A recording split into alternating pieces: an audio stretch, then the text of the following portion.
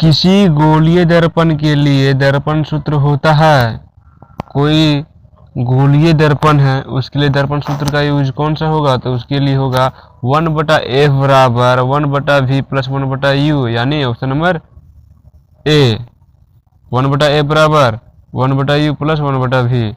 उसके बाद दूसरा प्रश्न है, यदि आपतित किरण प्रवर्तक सतह पर लंबवत हो तो आपतन कोण का मान होगा। पहले एक प्रवर्तक सतह बना लेते हैं, ये मान लेते हैं प्रवर्तक सतह है, इस पर आपतित किरण एगो लंबवत डालते हैं, आपतित किरण डालें लंबवत, डला गया लंबवत। तो जब भी कोई प्रवर्तक सतह पर आपतित किरण लंबवत आता है तो प्रवर्तक सतह से टकराकर उसी दिशा में वापस मुड़ जाता है, जिसके कारण वहां पर कोण 0 डिग्री बन जाता है। कोण कितना बन जाता है, 0 डिग्री, यानी इसका ऑप्शन हो जाएगा दूसरा का बी, दूसरा का हो जाएगा बी। उसके बाद तीसरा प्रश्न देखो, तीसरा प्रश्न क्या कहता है। तीसरा प्रश्न कहता है, किस दर्पण में हमेशा किसी वस्तु का प्रतिबिंब काल्पनिक एवं आकार में उससे छोटा बनता है, आकार में सबसे छोटा बनता है, तो इसका होगा ऑप्शन नंबर ए उत्तल दर्पण है जिसमें प्रतिबिंब काल्पनिक बनेगा और वस्तु का आकार बहुत छोटा रहेगा। इसका चौथा प्रश्न क्या कहता है, एक अवतल लेंस के सामने वस्तु रखी है, निर्मित प्रतिबिंब कहाँ बनेगा। कोई अवतल लेंस है जिसके सामने हम एक वस्तु रख दिए और वस्तु रख दिए तो उसका प्रतिबिंब कहाँ बनेगा, तो उसका प्रतिबिंब हमेशा सीधा बनेगा। मैं पूछ रहा, निर्मित प्रतिबिंब हमेशा सीधा होता है, इसका option number D, option number D. उसके बाद आ जाते हैं क्वेश्चन नंबर 5। किधर गए, किधर गया, किधर गया, किधर गया, क्वेश्चन नंबर 5।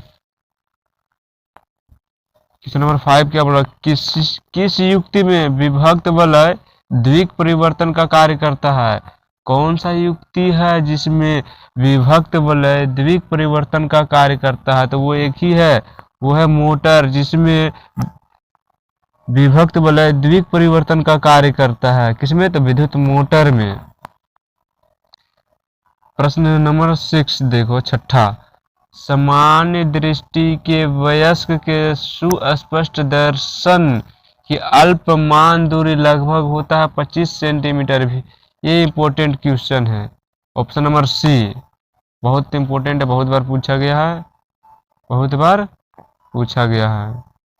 प्रश्न संख्या 7, निकट दृष्टि दोष के उपचार में किस प्रकार का किस लेंस का प्रयोग किया जाता है, किस लेंस का प्रयोग किया जाता है। निकट दृष्टि दोष के उपचार, कोई आदमी है जिसको निकट दृष्टि दोष हो गया है, यानी निकट की वस्तु उसको दिखाई नहीं देता है, तो वो कौन सा लेंस का चश्मा पहनेगा, तो वो अवतल लेंस का चश्मा यूज करेगा। किसका यूज करेगा, तो अवतल लेंस का चश्मा यूज करेगा। उसके बाद 8वां प्रश्न, विद्युत आवेश का एसआई मात्रक क्या होता है। सबसे इजी क्वेश्चन, विद्युत आवेश का एसआई मात्रक कूलम होता है, विद्युत आवेश का एसआई मात्रक कूलम होता है। इतना इजी प्रश्न। क्वेश्चन नंबर 9, एक वोल्ट मीटर का प्रयोग मापने के लिए किया जाता है।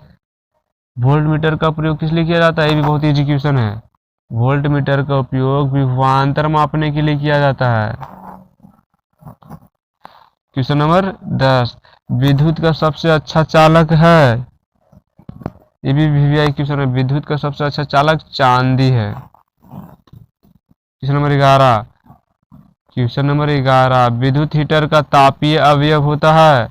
विद्युत हीटर का तापीय अवयव, जो विद्युत हीटर होता है उसमें जो स्प्रिंग टाइप लगा हुआ होता है वो किस चीज का बना होता है, वो नाइक्रोम का बना होता है, लोहा का नहीं रहता, वो क्या रहता है, नाइक्रोम का रहता है। प्रश्न संख्या 12, डायनमो से किस प्रकार की धारा परिवर्तित होता है? तो वो प्रत्यावर्ती धारा। डायनमो से प्रत्यावर्ती धारा उत्पन्न होता है। डायनमो से प्रत्यावर्ती धारा उत्पन्न होता है। क्वेश्चन संख्या 13, 1 मीटर फोकस दूरी वाले लेंस की क्षमता होगी।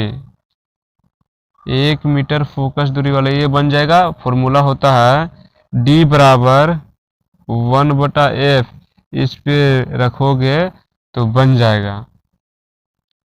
इसका आंसर क्या होगा?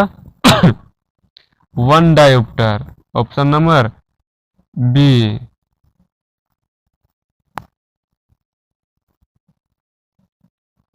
इसका ऑप्शन हो जाएगा बी। 14 प्रश्न देखो, मानव नेत्र जिस भाग पर किसी वस्तु का प्रतिबिंब है, मानव नेत्र जिस भाग पर किसी वस्तु का प्रतिबिंब है वह है दृष्टिपटल। ये भी VVI क्वेश्चन है। क्या है? ऑप्शन नंबर डी, दृष्टिपटल। दृष्टिपटल। किसी कुंडली का प्रतिरोध ज्ञात करने के लिए सूत्र होता है R बराबर, सूत्र पूछ रहा है प्रतिरोध यानी R, तो R बराबर फॉर्मूला होता है, R बराबर क्या होता है? ये बहुत इजी क्वेश्चन है, V/I, V/I, R बराबर V/I, यानी option number C, option number सी।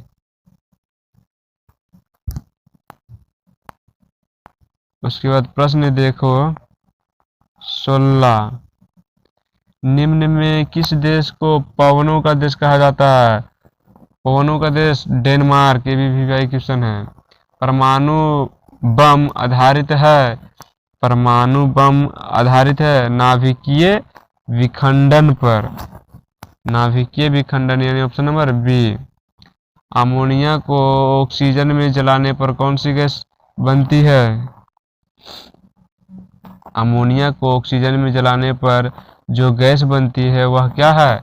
वह N2 है, N2 गैस। अमोनिया के जब ऑक्सीजन में मिला करके जलाओगे ना, तो जो गैस बनेगा वो N2 गैस रहेगा। प्रश्न संख्या 19, इनमें से कौन ऑक्सीकारक तथा अवकारक दोनों है? ऑक्सीकारक भी और अवकारक भी, ऑक्सीकारक भी और अवकारक भी, तो है H2 और O2, ये ऑक्सीकारक और अवकारक दोनों हैं। अब प्रश्न आ जाते हैं 20, प्रश्न संख्या 20, 19 तक कंप्लीट। प्रश्न संख्या आ जाओ 20 में।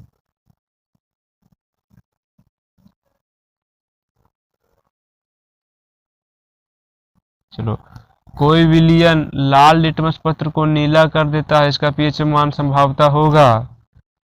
कोई विलयन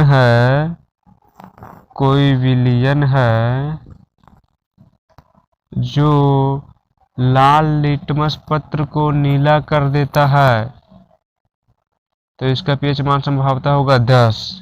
रीजन, क्योंकि लाल को नीला कर रहा है, जो विलयन है वो लाल को नीला कर रहा है, यानी उसके अंदर क्षारीयता के गुण उपलब्ध है, और जिसके अंदर क्षारीयता का गुण उपलब्ध रहता है उसका pH मान 7 से अधिक होता है, यानी यहाँ ऑप्शन में 7 से अधिक केवल एक है, तो यहाँ ऑप्शन हो जाएगा डी। क्वेश्चन नंबर 21, CO2 एक है, CO2 क्या है? CO2 क्या है? तो CO2 एक अम्लीय है, CO2 एक अम्लीय है, ऑप्शन नंबर 21, ऑप्शन नंबर 21। उसके बाद क्वेश्चन नंबर 22, धोने वाला सोडा का सूत्र लो, ये भी बहुत VVI प्रश्न है। धोने वाले सोडा का सूत्र होता है N2CO3 × 10H2O, option number D.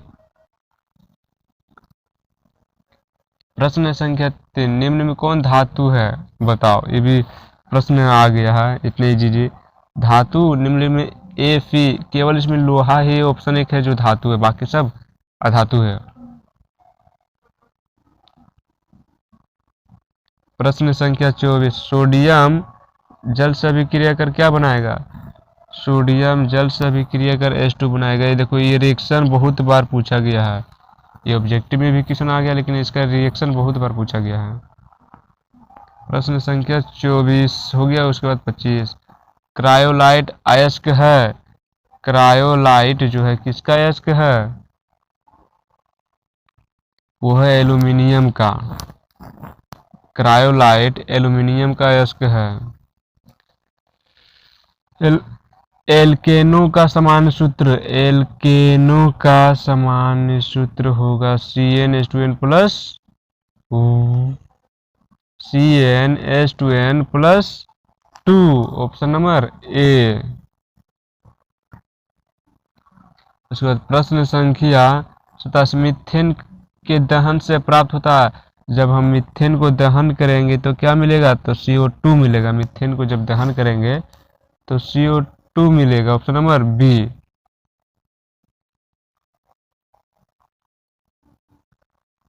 Option number हो गया वो। अब 28, मेडलिफ के अनुसार तत्वों के गुण आवर्त फलन होते हैं। मेडलिफ के अनुसार तत्वों के गुण आवर्त फलन होते हैं, परमाणु भार के आधार पर होता है, ऑप्शन नंबर बी। निम्नलिखित में किसकी परमाणु त्रिज्या सर्वाधिक है? निम्नलिखित में किसकी परमाणु त्रिज्या सर्वाधिक है? तो वो है RB, option number D. Silver chloride AgCl का रंग क्या होता है? सिल्वर क्लोराइड AgCl का रंग होता है हरा। क्वेश्चन नंबर 31, उदासीन जल का pH मान 7। ये भी देखो बहुत बार पूछा गया है। उदासीन जल का pH मान होता है 7, option number A. Option A. Question number 32, question number 32, निम्नलिखित में कौन सा एरोमेटिक हाइड्रोकार्बन है? एरोमेटिक हाइड्रोकार्बन चौथा लेसन में इसके बारे में पढ़ने का रहता है। निम्नलिखित में कौन एरोमेटिक हाइड्रोकार्बन है? तो वो C6H6। ये भी बहुत बार पूछा है, बहुत बार। 1 जूल का मान होता है 0.24 कैलोरी, ऑप्शन नंबर सी। कवक में पोषण की कौन सी विधि है? कवक में पोषण की कौन सी विधि है? तो वह है मृतजीवी। क्वेश्चन नंबर 35, लार ग्रंथि से स्रावित होने वाले एंजाइम को क्या कहते हैं? लार ग्रंथि से स्रावित होने वाले एंजाइम को क्या कहते हैं? उसको कहते हैं टाइलिन, ऑप्शन नंबर सी। क्या कहते हैं? टाइलिन। मैग्नीशियम पाया जाता है। मैग्नीशियम किस में पाया जाता है? श्वेत रक्त में। मैग्नीशियम श्वेत रक्त में पाया जाता है, ऑप्शन नंबर ए। 36 हो गया। उसके बाद चलो 37 से आते हैं। 37, प्रश्न संख्या 37,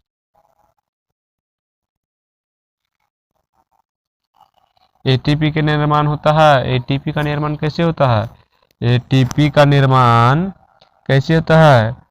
वो कोशिका द्रव में और माइटोकॉन्ड्रिया में, दोनों में होता है ATP का निर्माण। ATP का निर्माण में कोशिका द्रव में भी और माइटोकॉन्ड्रिया में भी होता है। अमीबा में श्वसन की प्रक्रिया होती है। अमीबा जो है उसमें श्वसन की प्रक्रिया कैसे होता है? शारीरिक सतह द्वारा होता है अमीबा में, ऑप्शन नंबर बी। शारीरिक सतह द्वारा।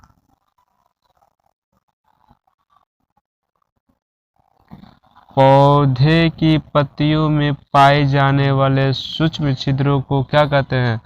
पौधों को पत्तियों में जो छोटा छोटा छिद्र पाया जाता है उसको क्या कहते हैं? उसको स्टोमाटा कहते हैं। स्टोमाटा, यानी option number B. Question number 40, लाल रुधिर कणिकाओं का जीवन काल होता है।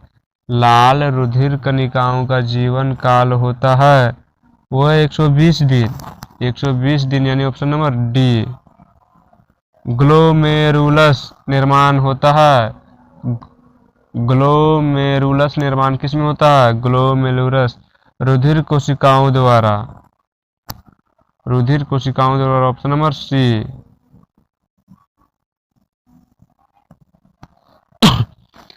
रक्त दाब मापने वाला यंत्र कहलाता है? रक्त दाब किससे मापते हैं?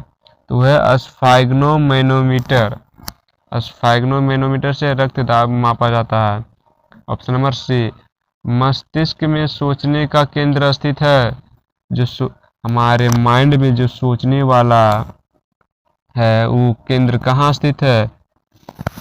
वो अग्र मस्तिष्क में। अग्र मस्तिष्क में यानी ऑप्शन नंबर डी, अग्र मस्तिष्क यानी आगे वाले मस्तिष्क में। हमारे माइंड में 4 प्रकार का मस्तिष्क होता है। पहला अग्र मस्तिष्क, मध्य मस्तिष्क, पश्च मस्तिष्क, यानी 3 प्रकार का, 3 प्रकार का होता है, अग्र, मध्य और पश्च मस्तिष्क। उसमें से सोचने का केंद्र होता है अग्र मस्तिष्क।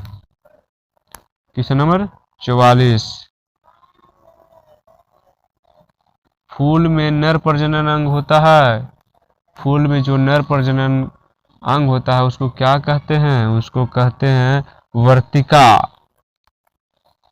वर्तिकाग्र नहीं, यहाँ ध्यान से, एक वर्तिकाग्र है और दूसरा वर्तिका है, तो ये वर्तिकाग्र नहीं होगा, क्या होगा? वर्तिका होगा। Option number D. कीटों के पंख और चमगादड़ के पंख किस तरह के अंग है?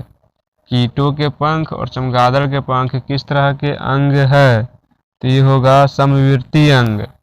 समविवर्ती अंग यानी option number C. Option number C. यूरो सेकेंड का संबंध किससे होता है? यूरो सेकेंड का संबंध वायु प्रदूषण से। यूरो सेकेंड का संबंध वायु प्रदूषण से। वायु प्रदूषण से।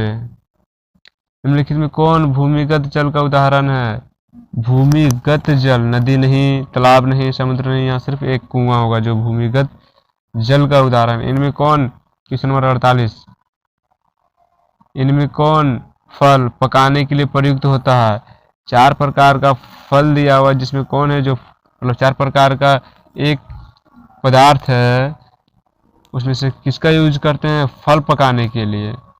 ऑक्जिन का, जिबेरेलिन का, एथिलीन का, साइटोकाइनिन का। यहाँ 48 नंबर का क्या होगा? तो वह एथिलीन। Option number C. इन फल पकाने के लिए एथिलीन का प्रयोग करते हैं। क्वेश्चन नंबर 49 एंड 50, निम्न में कौन मानव में, निम्न में से कौन मानव में मादा जनन तंत्र का भाग नहीं है? तो वह शुक्रवाहिका। Option number C. Question number 50, एक सर्वाहारी जीव है, निम्नलिखित में कौन जो सर्वाहारी है? सर्वाहारी यानी शाकाहारी भी और मांसाहारी भी। कुत्ता, गाय, गाय तो नहीं हो सकता है, बाघ। 50 का क्या होगा? 50 का भी होगा कुत्ता। एक सर्वाहारी है क्योंकि गाय शाकाहारी है, बाघ मांसाहारी है, तो कुत्ता है जो शाकाहारी और सर्वाहारी है दोनों। Thank you.